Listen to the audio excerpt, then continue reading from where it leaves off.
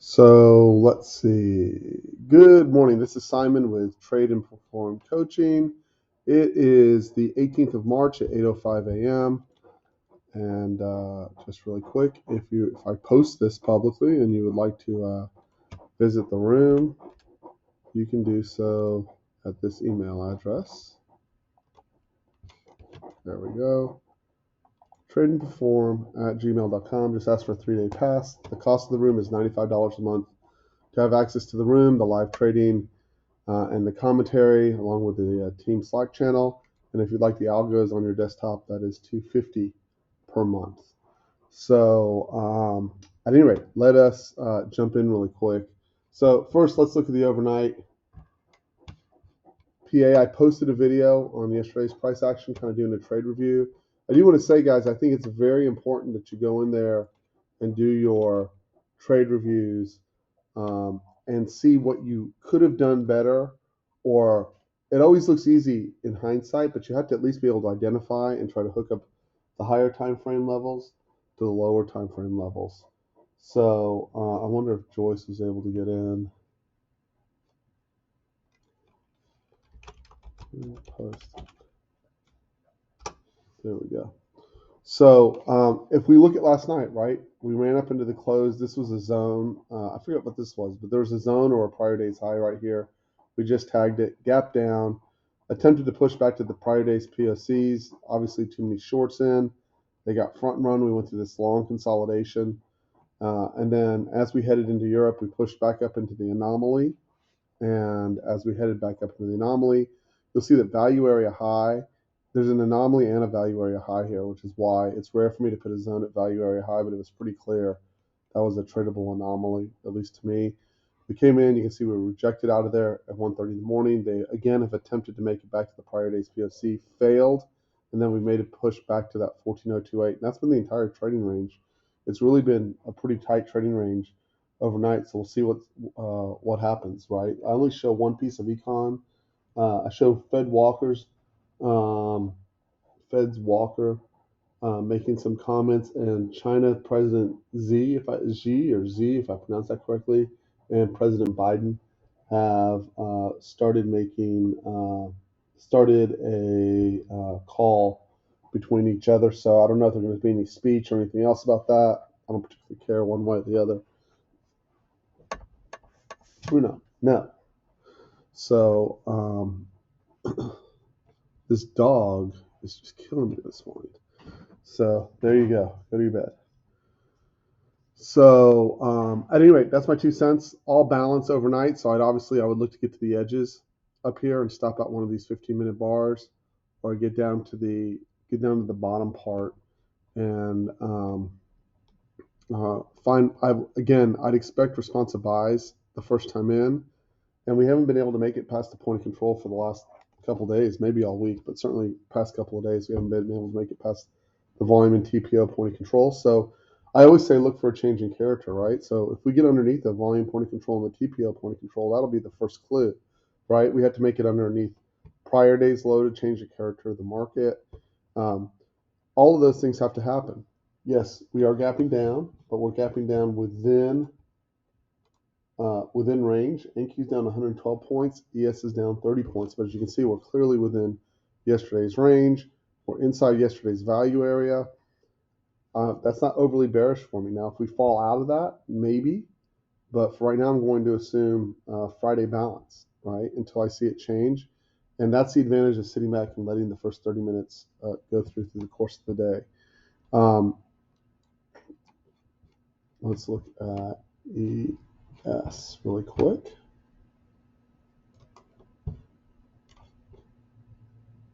ES is actually, so ES had its volume point of control and TPO point of control split. So the volume point of control is up here. There's an anomaly in the middle of balance here. I don't trust either one particularly much, one way or the other. You can see the overnight balance was pretty tight in terms of range. Pretty tight range overall, right? The total range was 92 to 70. That's 20 points, 25 points. We've been seeing 50, 60 point ES overnight ranges. So one of the things that happens when a market turns is the rotation size comes in pretty quickly. You need to be sensitive to this if you're trading ES, right? Locational, if ES comes in, location and patience will matter more. So it shifts back and forth, right? So when there's high volatility, ES trades very nicely from our perspective, from a day trading scalping perspective. ES trades very nicely. When we lose volatility, and Q is the one that has the better risk reward and the easier ability to get in and out of the trade quickly, if that's an important quality to you, right? So there's not a right way or a wrong way, right? There's just simply tying up what your personality is closer to what you're looking for. So just remember, if you're trading ES, it'll be a little bit more lumbering until we see a change of pace or change of rotation size, or until we see it return to where it was a couple of weeks ago, right? So, and I need to give me just 1 second, guys. I apologize. Let me get rid of this.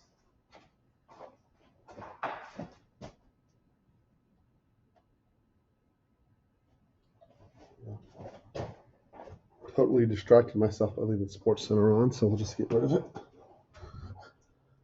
So at any rate, we haven't made it down to support.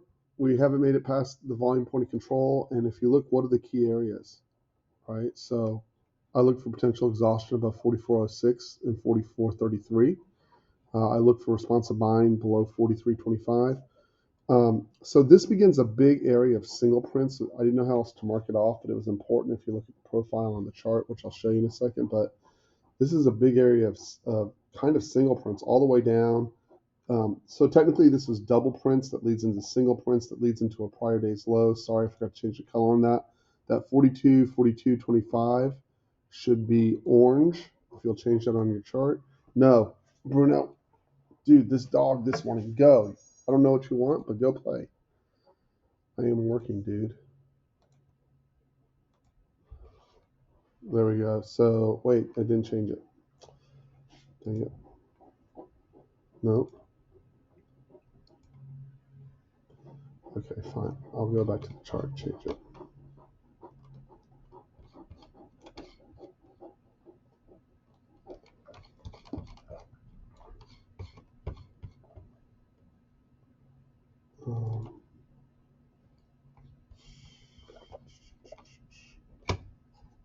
Away from my coffee.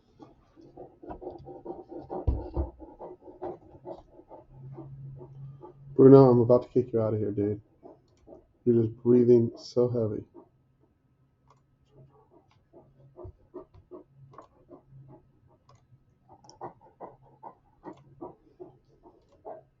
Go play. Go play. So, and I want to adjust that by an inch. Nope, I didn't want to do that.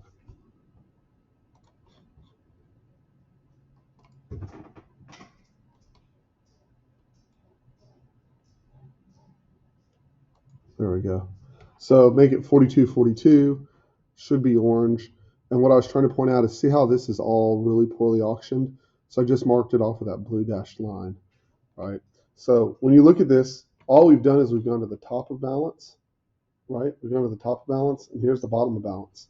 So the market hasn't broken out, and above 44.05, I'd look for potential exhaustion for a trap back in, especially if it gapped and then failed back in. That would be really big. Obviously, we're not going to gap this morning, but maybe next week.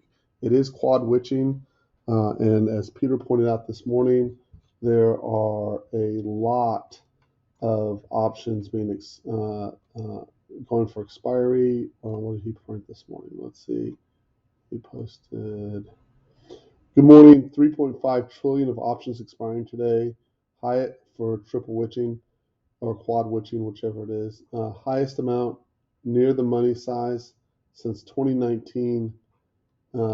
Just FYI. So expect some pretty interesting moves out of the gate, right? So all that has to go today. So we'll see how that gets treated, right? Next, let's go to what the setups are overnight. Does anyone have any questions about the chart or anything related to that? I'm not in a rush this morning.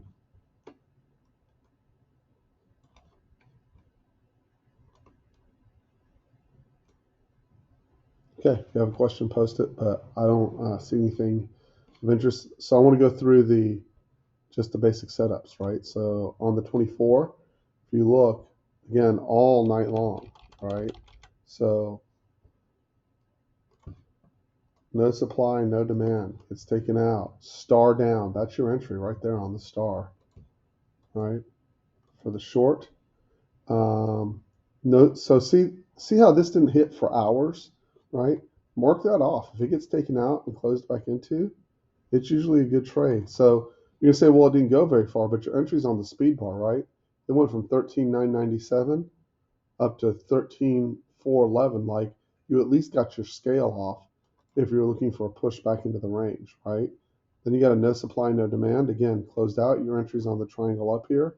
That goes from 13,996 initially up to 14.15. So that's about $400 a contract, and then extends up if you had the foresight to hold it, right? Not saying you did, but if you scaled and trailed up to 14.30, that's about a $700, $800 contract trade, right? And then again, um, it didn't set up the third time. So this is star. I apologize.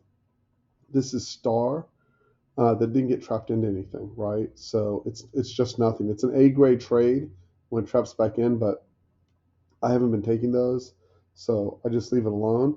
And so coming into the day, I want to point something out coming off the open here. So this is for my most aggressive traders. You have to be comfortable with two things. First of all, taking stops early in the morning, right? So number one, stops early in the morning. B, trading when it's mega fast. Three, it doesn't ruin your day if you take a stop there. So you have to adjust size or make a mental adjustment, right? So I want to show you yesterday morning, all right? So if you come over here,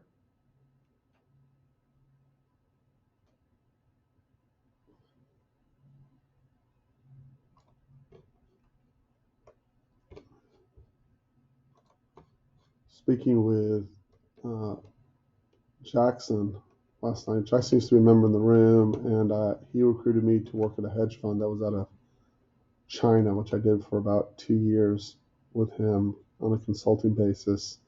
And he has started another hedge fund and is asking me to work with him again and on a consulting basis. And I'll see if I'm going to do that or not.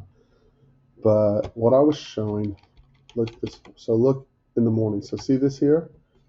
No supply, no demand with the star. All right, so I'm going to go through the sequence. First, that's 7:30, right? That's 7:30 to 7:57. Triangle up, big push there, right? That's about a 30-point push. No supply, no demand. Taken out and closed back into this with a star. So the entry's on the star. That was right at 8:32 or 8:31 a.m. Right? Your entry was 18,837. That trade was worth about $4,000 a contract.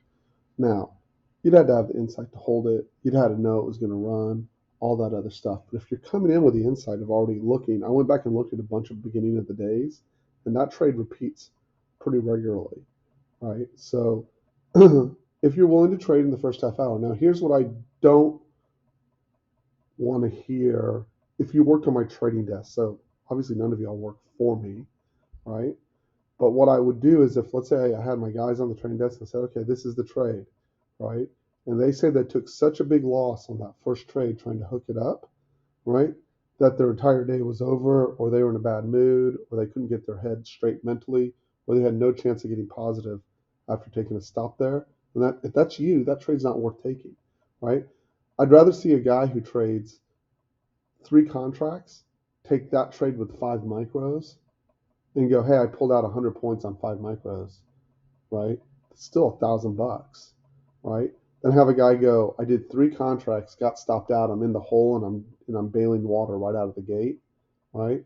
So make the adjustment however you need to make it. Now, there's always going to be some guys that I coach and that are in the room that are just like, I am fine getting blasted right out of the gate, right? I'm cool with that. The only thing I am saying, and to everyone, right, is if you do this, you have to have your big boy and girl pants on to do that trade, okay? Because you can get stopped very, very quickly on that trade if an order slams through. just like you can make a lot of money. So what makes sense, at least until you prove that you have a track record, is cutting your risk. If you're going to take that trade, cut your risk dramatically, because the rest of the day is filled with opportunity, right? Don't destroy yourself there. I'll point out the trade. I am not suggesting you take it unless you are qualified to operate in a very quick, you have environment, you can execute on a high level, and you don't mind the stop out of the gate, which might happen. And it might be, I've had situations, that first 10 minutes and that first 30 minutes, the first 10 minutes is very finicky, right? And I've had situations in my own trading on process where I've tried to take 3 trades and gotten stopped on 3 trades, right? So there's a high reward and there's a high risk trade-off in those first couple of minutes. Choose how you want to execute that, and or whether you want to watch it or however you want to do it. That's my hesitancy in showing that trade. That being said, this morning you will notice that we have this no supply, no demand right here in front of the point of control. I would look to see if I could take out that 13,697 here in the next couple of minutes. You also just set up another potential trade right there, that 13,978. They may both work. On the other end of the range, right, you have a couple candidates up here that might work. And so I don't know how you want to highlight them on the chart for those who have the algo in front of them, but you have this as a candidate. Here, well, let's just make them a different color, see if that helps. We'll make them green, maybe. So we'll lock this until later.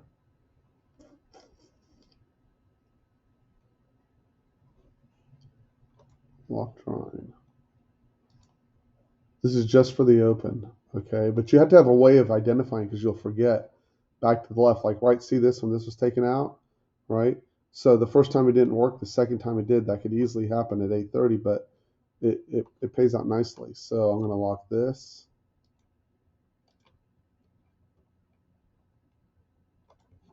I have this as a potential.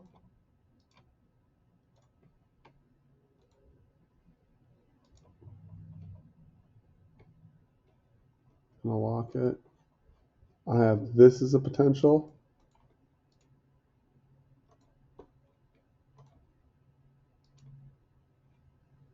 And then I'll unlock them after the first half hour.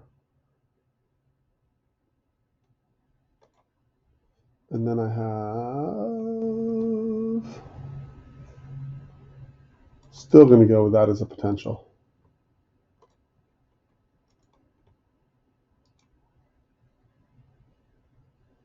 So, right, you need the other half of the formula to make those work, right?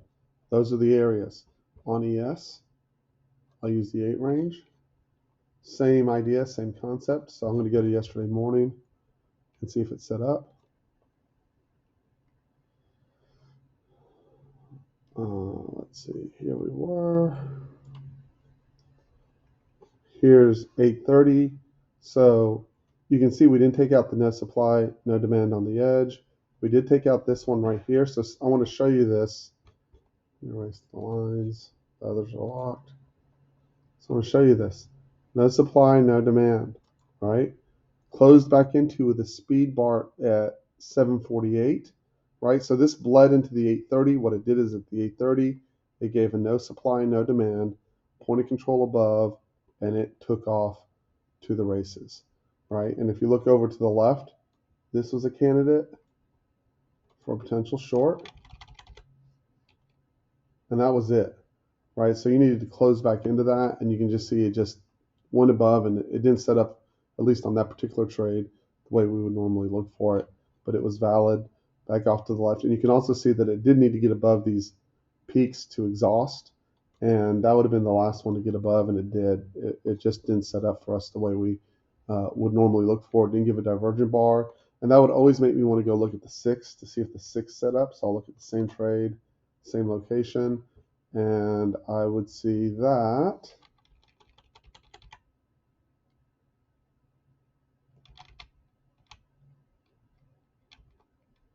it didn't set up. So that's fine. Then to give a divergent bar or anything like that, let's see. And it didn't give a divergent bar, just didn't set up on ES. And that's totally okay. That happens. So Does anyone have any questions about that, guys? Was that helpful in terms of setting up your plan for the morning? I am looking for that trap trade paid very, very, very well yesterday. The divergent trade with the triangle up paid very well. My goal, what I did poorly yesterday was I didn't adjust, I allowed the price action to get under my skin and annoy me, right? That's what I did poorly. What I did well was control my risk, right? What I did, so I want to do, I'd obviously do more of that, right? And I recognized that I was agitated and wasn't in a condition to take those trades. And so I want to keep my mindset in a more neutral stance. And the other thing that I did well yesterday, which is important, is that I did take my trades on process. Apologize. I did take my trades on process. It just didn't pan out for me during the session. I was about 50-50 on my trades, and I did not feel like executing in the afternoon, all of which is okay. This morning, 9 a.m., we have U.S. leading indicator index month over month, existing home sales change at 9 o'clock. I showed, and then I showed 12:20 Barkin speaks and 1 o'clock Bowman speaks. So let me set an alarm real quick. Phone. Hey Siri, set an alarm for 12:20 Fed's Barkin speaks. Your Fed's Barkin speaks alarm is set for 12:20 p.m. Hey Siri, set an alarm for 1 p.m. Fed's Bowman speaks. I set your Fed's Bowman speaks alarm for 1 p.m. Okay, got that down. I don't have anything else. I'm looking for the same setups I was looking for yesterday. So someone asked yesterday, is like, well, how do I know when the PA is right or wrong, or how I'm going to have a good day or a bad day? So it's quad witching, right? I'm willing to accept that I may have a bad day on quad witching. That's okay with me, right? You should make sure it's okay with you before you trade. If not, cut your size or don't trade today, or wait till you visually see your trades working, right? Someone sent me that, hey, I got 3 stops in a row right out of the gate. And, I said yesterday, usually I'm used to winning right out of the gate. Well, if not, so there's a sensitivity to location and to trade setup that you have to have if you're going to trade. There has to be a beyond the obvious kind of lay of the land of what you're looking for in terms of your setup. Let that idea or that concept come to you, right? Don't let the idea that, hey, like, in the first 30 minutes, right? Like if you trade in the first 30 minutes, you get a trade up on process, and then it just bam stops you in a second. It's OpEx, right? And you just have to decide whether you're going to trade that or not. Now, here's where the frustration comes in, right? So you can do business on any day of the week you want to do, right? You get to choose when you want to trade, where you want to trade, and how you want to trade, and what you want to trade. Unlike sport, even though this has a lot of correlation to sports, you don't have to take the pitch at any point in the game until you want to, right? All other activities require that you have to take the pitch. So the pushback I get there is, well, I have to make money, or, I showed up. That's not the answer, right? Now, I show up every day. I like trading. That's me, right? But, and it's a big but you have to know that you have to be willing to take the punches that come along with trading in difficult waters. So Fed Day, OpEx, the 2 days, the Thursday and Friday, options rollover. Now, we usually don't get options rollovers but once a quarter, right? But those all affect us. It's been kind of it hasn't been a bad 5 days, but it hasn't been the easiest 5 days trading wise, right? So put that all into your trade plan, right? And then make a decision. I'm not saying don't trade. I am not. What I'm saying is choose the conditions in which you want to put on risk. And if your response is, I can't tell when I want to put on risk, that's a problem. You got to be able to answer that question. So I'm just going to take my setups as they come along, right? I'm going to take my setups as they come along, and then I'll just simply go from there. You can see on NQ we're pushing right up into the yellow zone and right up into resistance right out of the gate. They're obviously going to attempt for an open drive higher, and we'll see if they can actually make that work or not out of the gate. So anyway, that's my 2 cents, guys. I'm going to stop the recording right there.